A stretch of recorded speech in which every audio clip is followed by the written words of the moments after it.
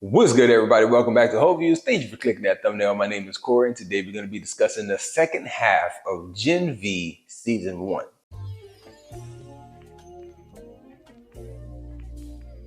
So I did a video. Here's the thumbnail. There's a link. Click that. Check it out if you haven't done that so far. But I watched the first half of Gen V, did one video on it. This is the second half of Gen V. I just finished the finale.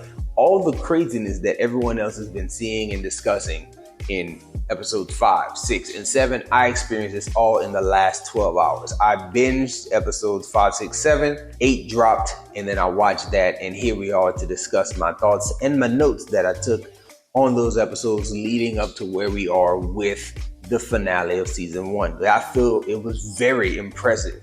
So let's start back at episode 5, and I'll just give you a few quick things as we get to the recapping of the entire season. So episode 5, I call it the Cate episode because we get a lot of reveal about Cate. This is probably one of the best acted episodes that we get in the season. I feel like the emotion that you get from Cate toward the back end of episode 5 was superb. Like, I really felt the emotion in her as she went through that tribulation at the end of the episode. I must say that they did a lot of good misdirection with episode 5 because I, going into it, was very certain that it was the mind control guy who had wiped their memories, and he did this out of spite and out of revenge. Although I was kind of confused as to how he could cut out so much of their memory, but all that stuff was revealed. And again, with the Cate reveal about the sexual trauma and all the stuff that she experienced with him, like, that stuff hit home. But then later on in the episode, when it was revealed that she was actually the one who was like mind wiping people and she was being used and all this stuff, it really hit hard. And again, the performances, immaculate. You get to episode 6. Episode 6, to me, the highlight of it, even though it was a very small portion of the episode, was Soulja Boy. Man, Soulja Boy is a hilarious character. I loved him in season 3 of The Boys. Like, I really thought he stood out. He has a lot of one-liners that are delivered with such conviction by Jensen Ackles. It's as if he really, truly doesn't break at all. Like, he is straight-faced and he's bringing it each time he says these absurd things. And I laughed so hard at his appearance as Cate's imaginary best friend, imaginary boyfriend in her mind, and then all the euphemisms that he dropped right after that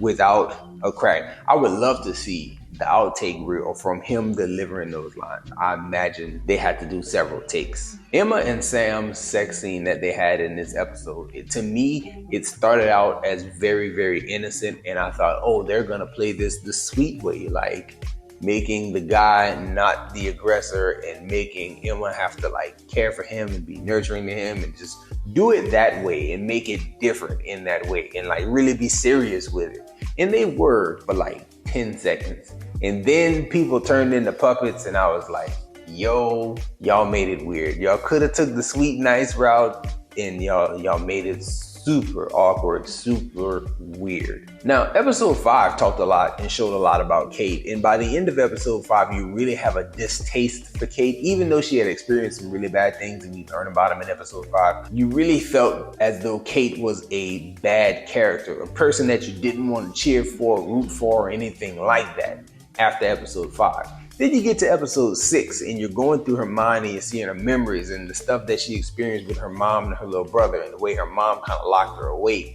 And then why she was so easily used by the dean of the school because they established this relationship that just seems so authentic and so real. And it's like, damn, now I kind of feel bad because you've been played in such a way and been used and manipulated in such a way for so long. It's like, man, now, episode 5, at the end, I disliked Cate quite a bit and didn't want to cheer for Cate at all. And then in episode 6, I started feeling bad for Cate. Like, man, I kind of feel bad that you were kind of misused in every situation since you got your powers. Like, this is really bad. Now, normally I don't really talk about too many negatives when we talk about these episodes or when I recap these shows, but I will say in episode 5, all the performances really stood out as being good. In episode 6, Andre, man, I don't know what it was. Episode 6 and into the finale, I didn't like Andre as much. I liked him for all the dramatic stuff, But when he was doing his superhero thing, like just using his hands and using the powers, like it felt like something was off with him.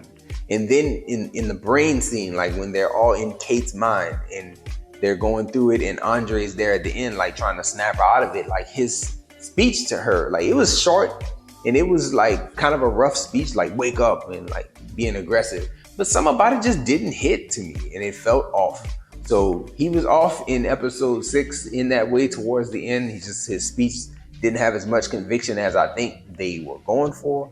And at the same time, the superhero actions that he does in episode 6, 7, and 8 to me just don't feel as authentic. But I do want to talk about what I feel like is the best episode of the season, and it's debatable because the finale was very good. But episode 7 to me was better than the finale. Episode 7 was insane. This, to me, is the reason and the example why people should use show runners. I know Marvel has been in the news with all this stuff coming out about them not having like groups of writers and like having showrunners on all these properties that they were using. They were kind of making TV shows the same way they made movies, and they didn't have as much direction, not like on set direction with a director, but more along the lines of where is this thing going, having a showrunner present. And this, to me, having showrunners from The Boys and then showrunners for Gen V, if they're not the same person, I know they're working together because with the appearance of the senator from The Boys, her showing up and just showing us what she showed us in that episode, it confirmed and just made so many things make so much more sense. And that's how you do it. You weave together a narrative and you leave certain things open on the front end so you can tie in other things and put a bow on them in the back end. And that's how I feel like things went with the senator showing up on Gen V. She has been popping heads on The Boys since season 1, and we don't know how she's doing it. Even when they reveal to us on The Boys that she has powers and she's the one that's been popping people's heads open, we still didn't know what kind of power she possessed. What's the range on this thing? Why does it work how it works? I should have took visual cues and caught the fact that Marie did the same thing to the creepy guy who was wiping people's minds and trying to sexually assault people. Like, she blew up his stuff, right? Y'all see it, y'all know about it. I didn't connect the dots that, her power is the same power as the senator. So when the senator shows up and cuts her hand and manipulates the blood, it's like, that's how she's blowing up heads. She can manipulate blood at extreme distances. Now that puts so much potential on the Marie character. Now she can expand what she can do so much.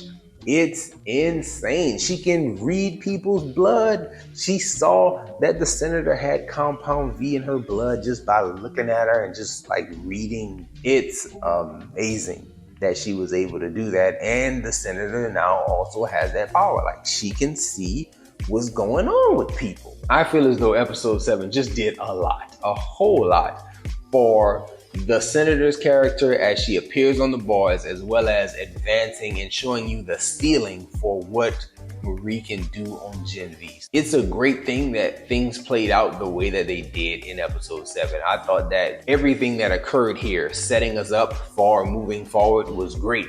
You have a resolution to this virus. Like, the senator gets it. She eliminates the doctor who can replicate it.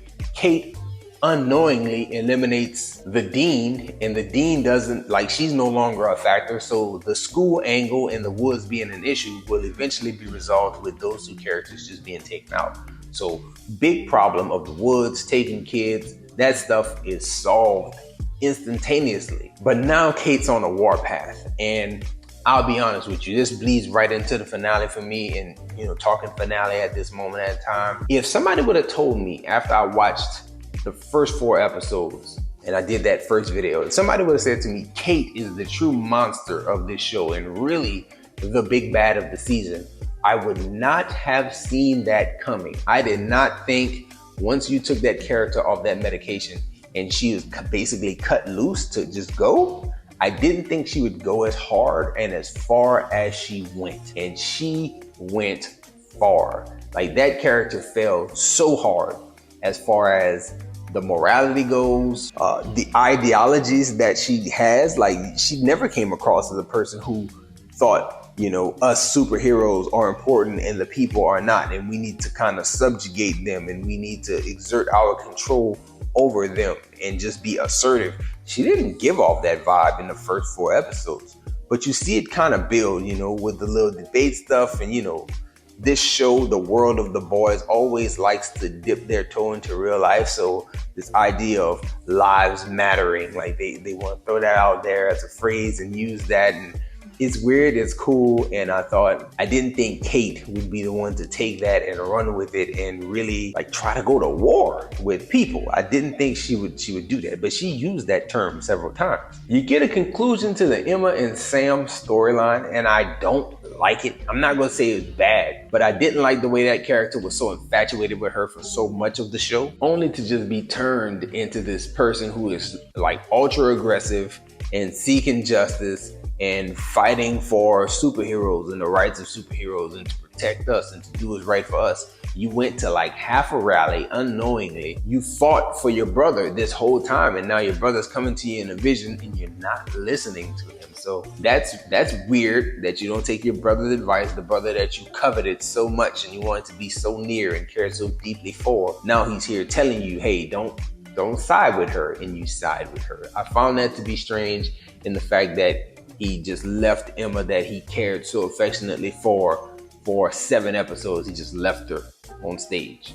Weird stuff. I am hyped though that Emma is starting to learn her own powers. Like, I think that's cool that she's going to be able to like shrink and grow possibly without eating or drinking or throwing up. Like, that is very, very useful. And now she becomes their Ant-Man, and I can shrink, I can grow at will. I'm hoping to see that advance. And really, as it relates to all the characters, I think that Gen V is really, really good in the way that it left them a lot of room to grow each character in their power set and their knowledge of themselves, because they are young people who don't really know their full extent. You would think that they would put them in a scenario where they could train and be better, but so much has happened. Now, I think Gen V is gonna basically become The Boys, with a band of people who are going against another band of people who are supported by Vought. And these original group that we are following is going to be the group of The Boys, like fighting against the machine that is Vought. So it was cool in that way. I thought the show was executed well.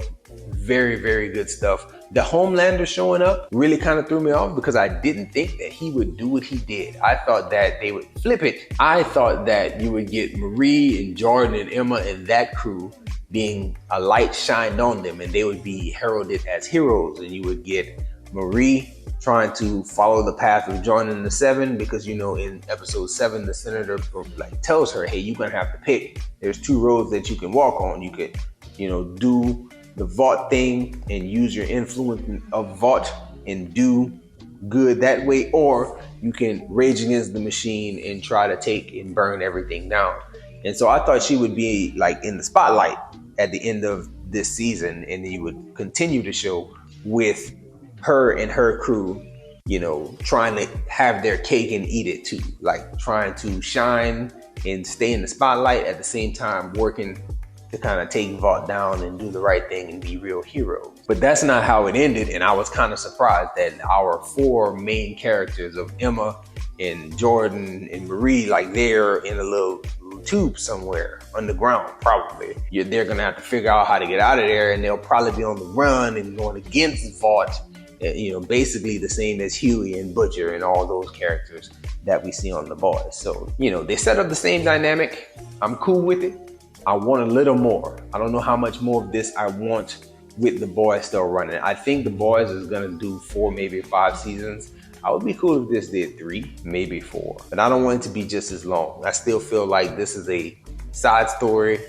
Let's have a beginning, a middle, and an end, and let's wrap it with 3 seasons. That would be nice if y'all doing it like that. Let me know your thoughts on Gen V. Do you want more? Do you want this thing to run as long as it can run? I really don't even believe in that type of TV making anymore. But let me know your thoughts on it. How long you think it should run? Did it end the way you expected it to? What did you like? What stood out to you? All those questions are questions that I would appreciate answers to if you choose to do so in the comment section. That's all we got for this video, y'all. Enjoy yourself, guard your heart, and go watch something good.